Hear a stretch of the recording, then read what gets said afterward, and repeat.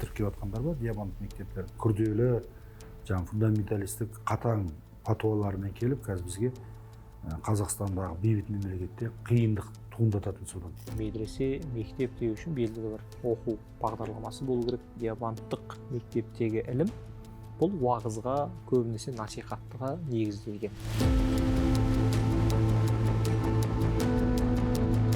Мұсылмандардың дін саясатқа араласпайды деген ұстаным бар ғой. Бұларда ол нәрсе жоқ. Уахабиттік, салафиттік идеологияны джихад мәселесінде пайдаланады. Фанатик болмауға мен шақырамын. Бір ұстазға қатып қалмайды. Фанатизм бір зиян жері, терроризмді немесе экстремизмді сондай нәрсені айтып жатса да, сен оны қабылдамайсың.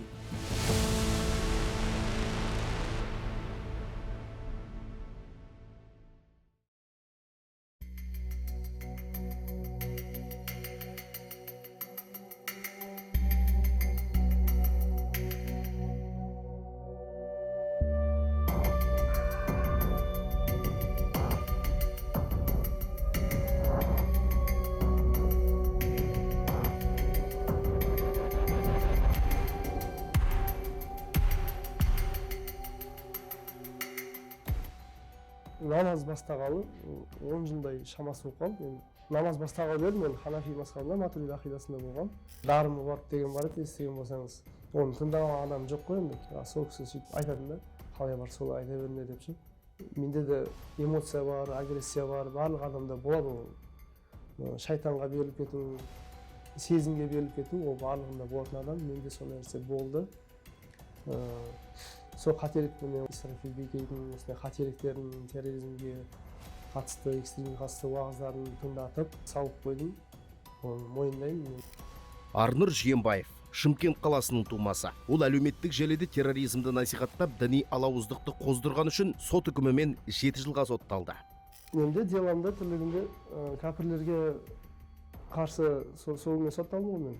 Исрафил Бегей деген кісі, ұстаз деген екен, еріп тыңдап тараға береміз да. Сол кісінің уағызына сол кезде құлақ тыңдап, сол группасына кірген болатын. Қай жыл екен, нақты есімде жоқ. Сол 2016-17 шығар мүмкін. Ол жерде әркім өзінің атымен отырмайды. Күнья деп айтылады, анонимный мысалы, Абу Мұхаммад, Абдуллах деген сияқты аттармен отырады. Кім екенін ол жерде білмейсіз. Ол жерде күніне 150 уағыз салынатын.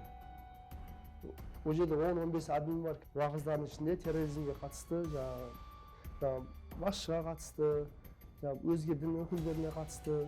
Олар мысалы бір жолда келіп жатса, оларға жолды берме, оларға бір агрессивный бол деген сияқты қатаң түрде мәміле бол. Как бы второстепенный адам сияқты деп айтатын.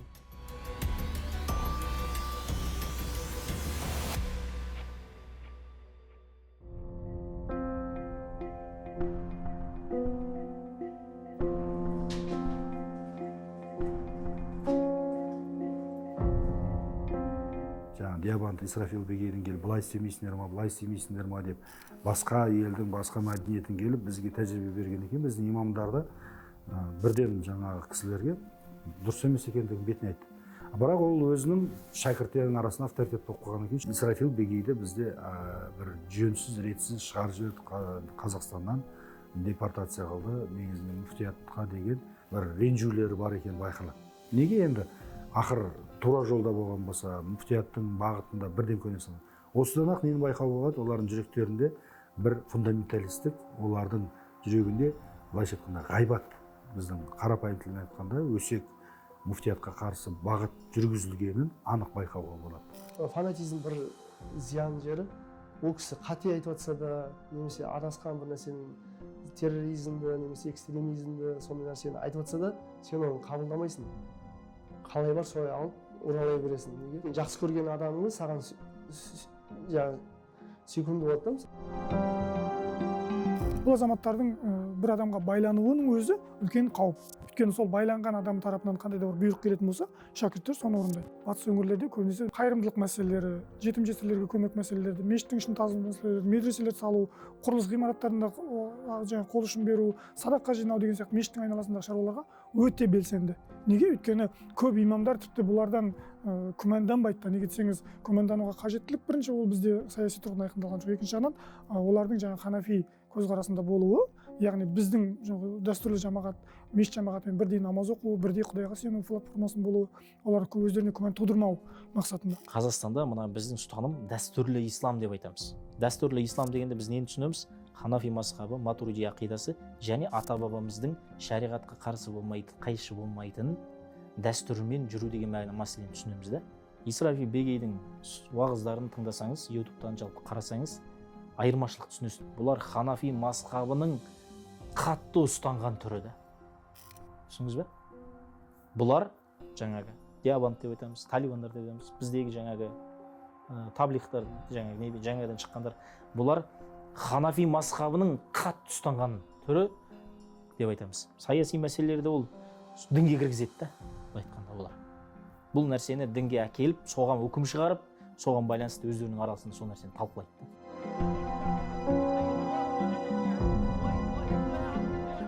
Ханафи мазхабы болып, матуриди ақидасы болып көрініп жүрген диабандизм школасы бар, мектебі. Енді ол диабандизм школасы Бангладеш, Үндістан, Пакистанның діни оқу орындарының жемістері. Кезінде де мына батыста Исрафи Бегейдің өзінде де бақұралдарында мына диабандизм сүнниттік бағыттағы ханафи матуриди болғанымен, мына біздің зайырлы қоғамның құндылықтарына, салт дәстүрге деген негатив көзқарастары шығып жатты. Қорытындылай келе, бұның ұстанымы дәстүрлі танымға сай келмейтіні, Қазақстан мұсылмандар діни басқармасының тағылымына сай келмейтін деген дүниелер шығып, жалпы жат діни көзқарас деп тауып отыр. Исрафи Бегей деген кісі диабанди ағымының өкілі. Пакистанда немесе Индияда бір диабант деген жер бар, оқу бар екен. Ол жерде в основном ханафи мазхабынан шығады деп. Бірақ оның өзінің секталары бар деп ішінде. Бірақ ол жердің өзінің фатуасы бөлек дейді. Ол сол елге арналған, біздің Қазақстанға жүрмейді деп ше. Исрафи ұстаз, Бегей ұстаз ше. Сол диабанттың несін, фатуасын біздің Қазақстанға да айтты да сол кезде. Ханафитпіз деген ойында бар. Бірақ радикализмді олар сезбейді. Өйткені эмоцияға, агрессияға берініп, ол живой пример өзім мысалы осы жерге басылдым десем де болады. Диабанизм қандай ағым? Диабанизм қозғалысы Британ отаршылдығы кезегінде езгіге түскен Үндістан жерінде дүниеге келген діни бағыт. Негізін 1866 жылы үндістандықтар Мұхаммед Қасым Нанауитауи мен Рашид Ахмад Гангохи қалаған. Диабанд мектебінің ілімі өз бастауын Шах Валиуллах әд-Дихлауи сынды реформатордың еңбектерінен алады. Бүгінде Үндістан, Пәкістан, Ауғанстан, Бангладеш және Азия, Африка, Еуропа елдерінде олардың 15 мыңнан аса медресесі мен бірнеше университеті жұмыс істейді. Мұсылмандарды біз оқытуымыз керек. Ағартушылық арқылы, білім арқылы, яғни мұсылмандардың басын қосу керек деген сияқты бір идеялар пайда болып, 1866 жылы мынау сол кездегі мынау мұсылман ғалымдары болып саналатын Рашид Ахмед және Мұхаммед Қасым деген азаматтар тарапынан Диабанд деген Делиге бір 150 шақырым жердегі кішкентай бір ауыл, сол жерде Диабанд деген ең алғаш медресе негізін қалады. Енді ол кездегі білімнің астарында не жатыр? Сол басқыншыларға қарсы азаматтардың идеологиялық дайын болуы. Сондықтан да бұл оқу білім ортасы кейін күшейіп қазір кейбір мәліметтер бойынша Үндістан, Пакистан территориясында 20 мыңға жуық диабант экол дейді, яғни мектеп дейді, сол мектептің медреселері жұмыс жасап жатыр. Тіпті сол диабант мектебінің идеологиялық платформасын құрайтын негізгі жаңағы талибандар деп жатқанымыз, таблихшылар деп жатқанымыз барлығы сол. Сәләфилік алғашқы кездегі нәрсені қазіргі қоғамға сай, қоғамды алғашқыға қайтару түсінігі болса, бұл диабанттықтың да негізгі бізден айырмашылығы, енді бұларды ханафиміз дейді ғой. Алғашқы кезде үкімі жойылған, мансұқталған, сол замандарда берілген пәтуаларды қалпында келтіріп, осы заманға сай түсіну. Біз заманға сай, мекенге сай белгілі бір уақытта пәтуа өзгереді дейміз мысалы. Абу Ханифаның заманында сол кезде берілген пәтуа бәрі емес, кейбіреуі дәл қазіргі Қазақстан қоғамына жарамауы мүмкін. Деобанизм ағымының қаупі.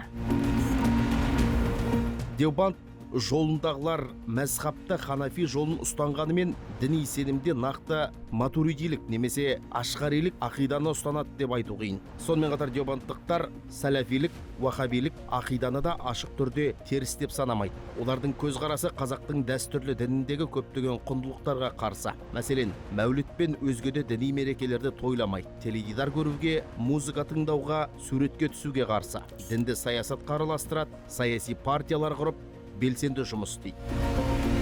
Медресе деп те айтуға болмайды шығар. Өйткені медресе мектеп деу үшін белгілі бір оқу бағдарламасы болу керек, белгілі бір дәрістер болу керек, программа болу керек, 3 жылдық 4 жылға негізделген.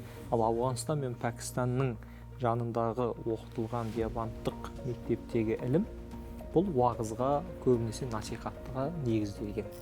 Деобандтық санадағы адамның өзін анықтау үшін қай мектепте оқығандығын, қай ұстаздан, қайдан алғандығын қарай анықтау керек. Өйткені араларында 900-ге жуық деобандтық салада оқу орны, медресе, мектеп бағыттары бар дейді. Тіпті олар қаржылық көздерді кейбір араб мемлекеттерінен қамтамасыз еткеніне байланысты уахабиттік, сәләфиттік идеологияны джихад мәселесінде пайдаланады деген мәселелер де бар. Кейбір батыс ақпарат құралдарында шыққан кейбір статьяларды қарап отырсаңыз, ханафилердің ішіндегі такфирилер деген сияқты бір анықтама береді.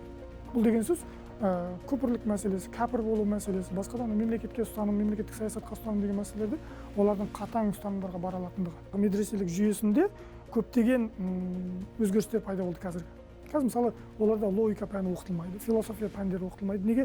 Өйткені олардың жаңағы біздің уахабиттік, сәләфиттік көзқарастар сияқты олардың адамның ойлау жүйесіне, сыни ойлау жүйесіне белгілі бір үлесі болғандықтан ол пәндерді оқыту дұрыс емес деген сияқты бағдарламалардан шығарылып тасталған. Демек, діни идеологиялық, догматикалық басымдық көбірек берілгендіктен сондай жағдайға кетіп қалған жағдайы бар. Сәләфизмде мысалы намаз оқымағанды, үлкен күнә жасаған адамдарды кәфір дейді. Мысалы жастайынан намаз оқымай келсе де бірден намаз бастаса алдын кәфір болып жүрді.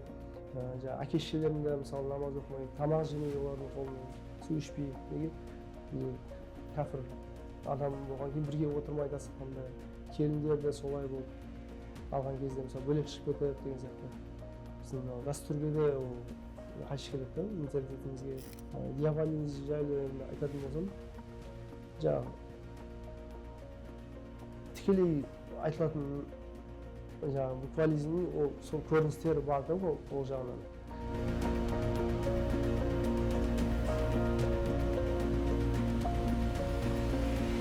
Ұстанып жатқан мазхабтары ханафи, пікірлері, ақидалары сәләфи, жаңағы ғұрыптардың бәрі соғыстың ішінде жүр, салт дәстүрдің бәрі соғыстың жүр. Сырттан келіп, бізге өзіміздің азаматтарымызды сенімсіздікпен қалуды үйретіп қойды. Бұның өзі қауіп төндіретін дүние. Өздерінің күрделі, фундаменталистік қатаң патуаларымен келіп, қазір бізге Қазақстандағы бейбіт мемлекетте қиындық туындататын содан. Ғылыми біз өте жоғары деңгейде шығып жатыр. Қазір біздің арнамызда біздің Қазақстан мұсылмандары діни басқармасының алып отқан бағытымен ұстанып отқан діни ұстанымдарында ғылыми адамға жауап беретін, қанағаттандыратын патуалар өте сапалы. Біздің практиканы көп мемлекеттер санасыз жатыр. Діни білімі жоқ Арнұр ел аумағынан аластатылған ирандық қандастың уытты уағыздарын жариялаймын деп сотталды. Қылмыстық іске арқау болған материалдар өзге конфессия өкілдеріне төзімсіз көзқарасты насихаттап, фундаменталистік идеологияны дәріптеуге бағытталған. Ал Арнұр тізгіндеген телеграм каналға мыңдаған оқырман тіркеліпті.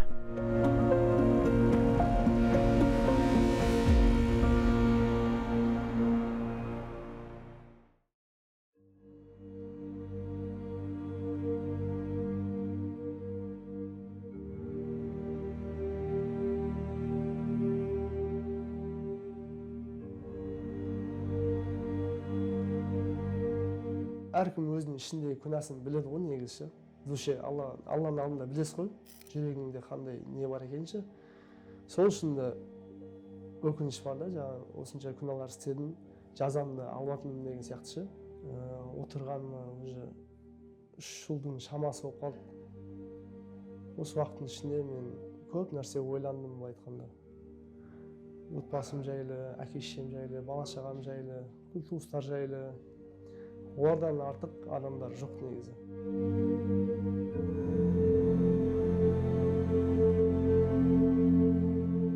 Анамды көрген кезде танымай қалдым да ше, іштей бір жылап, көз болып, барлықтарынан кешірім сұраймын. Жалпы қолданыстағы заңға сай ел территориясында ислам дінін насихаттау, мұсылман үмбетіне жеткізу Қазақстан мұсылмандары діни басқармасының құзырында. Жамағатқа уағыз айту құқығы мүфтият тарапынан бекітілген мамандарға ғана тиесілі. Ал рұқсаты жоқ адамның діни пікір жариялап таратуы заңға қайшы. Демек, бұл талапты көзге ілмеу заң алдындағы жауапкершілікке апарып соқтыратынын есте ұстау әрбір адамға міндет.